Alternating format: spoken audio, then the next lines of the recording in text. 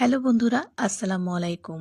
আজকে তোমাদের সাথে শেয়ার করব মাশরুম ভর্তা। খুবই মজার এবং খুবই সহজেই হয়ে যায় এই মাশরুম ভর্তাটি এবং খুবই হেলদি একটি রেসিপি। তো প্রথমে কিন্তু মাশরুমগুলোকে আমি ধুয়ে তারপর পানিগুলোকে চেপে চেপে ফেলে দিয়েছি। আর এখানে হাত দিয়েই মাশরুমগুলোকে ছিঁড়ে নিয়েছি। মাশরুমগুলো নরম থাকায় হাত দিয়েই ছিঁড়ে নেওয়া যায়। এখানে নিয়ে নিয়েছি রসুন, কাঁচামরিচ, শুকনো মরিচ এবং পেঁয়াজ কুচি। আর একটা প্যানে তেল দিয়ে দিলাম। তারপরে এখানে মরিচটা একটু টেলে নেব। আমি এখানে শুকনো মরিচ দিয়েছি। তারপরে পেঁয়াজ রসুন দিয়ে দিলাম এবং কাঁচামরিচ দিয়ে দিলাম। তো এগুলোকে একটু ভেজে নিয়ে তারপর মাশরুমটা দিয়ে দিলাম।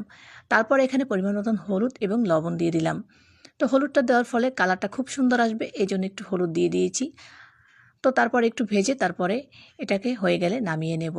তো এখানে কোনো পানি ব্যবহার করতে হবে না। তো ঠান্ডা হয়ে গেলে ব্লেন্ডার জারে এটাকে ব্লেন্ড করে নেব। তারপর একটা বাটিতে এটাকে ঢেলে তারপরে একটুখানি সরিষার তেল দিয়ে এটাকে মেখে নিলেই হয়ে যাবে। তো খুব ইজিভাবে খুব হেলদি একটি রেসিপি শেয়ার করলাম। আশা করি রেসিপিটি ভালো লেগেছে। রেসিপিটি ভালো লাগলে অবশ্যই পেজটির সাথে থেকো। আল্লাহ হাফেজ, আসসালামু আলাইকুম।